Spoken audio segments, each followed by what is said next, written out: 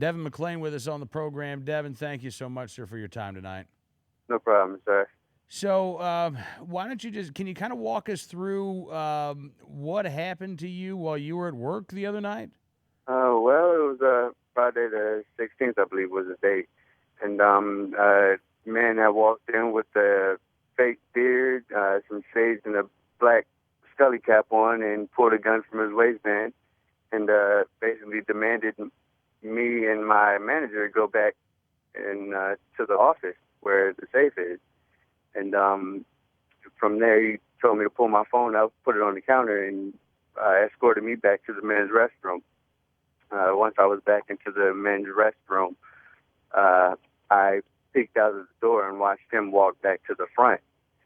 And once he got back up to the front, I ran out of the restroom and to my vehicle, which was parked right outside of the AutoZone, and I grabbed my personal weapon that I keep in the vehicle because of this situation. Yeah.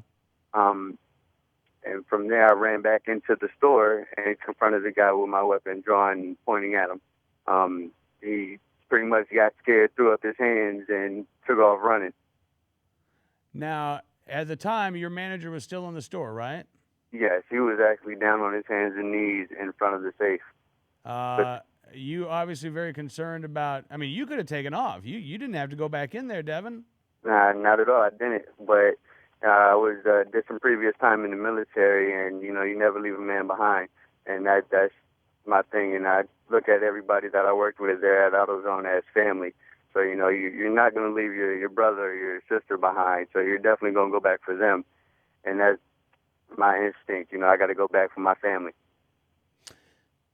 So you go back. Yeah, you get the robber out the door. You're okay. Your manager's okay.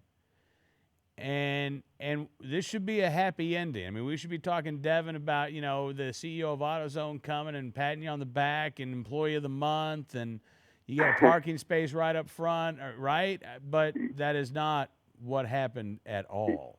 Yeah, you think that would be the case, but you would think, Devin. You would think, yes. Yeah, but I actually was terminated behind re-entering the store with my weapon.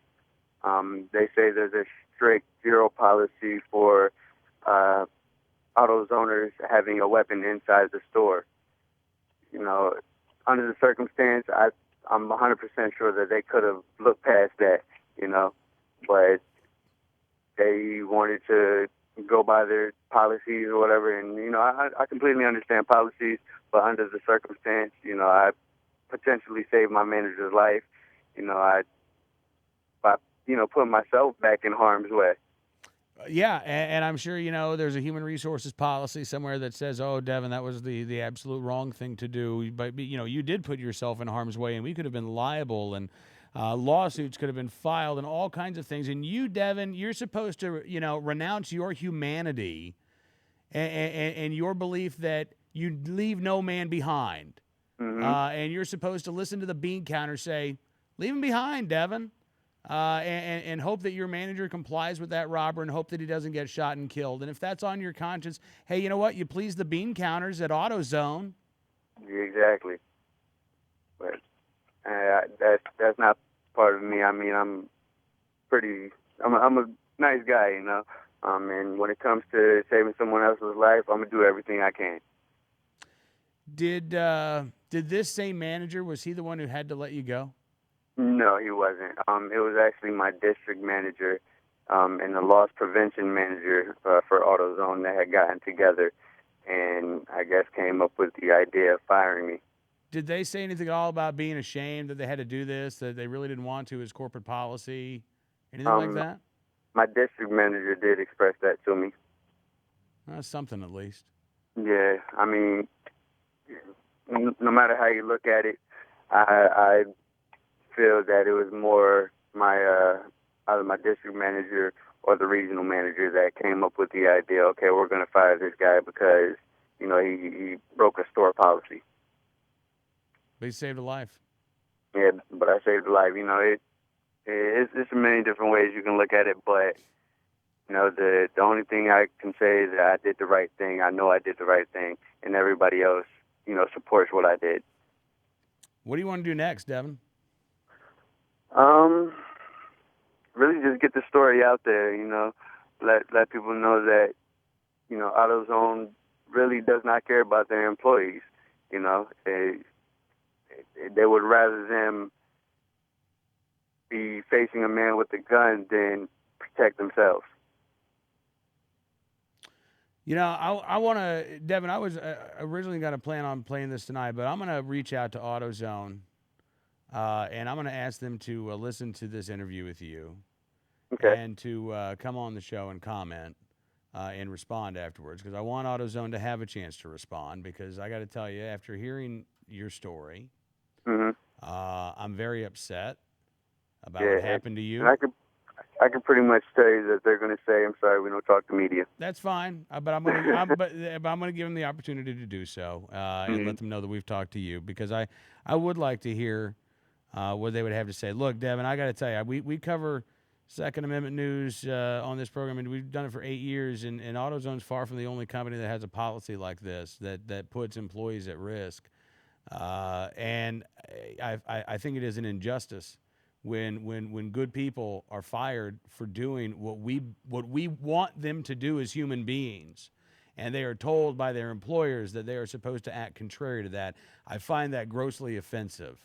I find what has happened to you grossly offensive, Devin. Yes. And I wish that I could make it right, and I know that I can't. But what do you want to do for a job, man? Have you found anything yet? No, I haven't found anything yet. I'm still looking. I do have a couple applications out there. Um, hey, if anybody wants to give me a call and offer me a job, Oh, well, listen, I'll tell you that'd what, be if anybody's listening, and in what general area are you located, Devin? I'm York, in the Hampton area. Hampton area? All right, so if there's anybody in the Hampton, Virginia area, what kind of experience? Obviously, you got experience at AutoZone. You have a mechanical background, retail background, both? Both. I work on vehicles, just as a hobby type deal. I'm actually working on a vehicle today. And it's just sales, anything sales related. I've done. Um, All right. Well, listen. I tell you what, people. If you're in the Hampton Roads area, you're looking for a good worker who will leave no man behind. Just send me an email, cam@nranews.com. We can get in touch with Devin. Does that work for you, Devin? yes, sir. All right, man. Listen, I really appreciate you coming on the program, and I really appreciate you doing what you did, because you did do the right thing. We do have to look out for each other. We shouldn't leave anybody behind. So, from the bottom of my heart, thank you for doing what you did, and please know that you did do the right thing. Thank you. All right, Devin. Thanks again, man. No problem.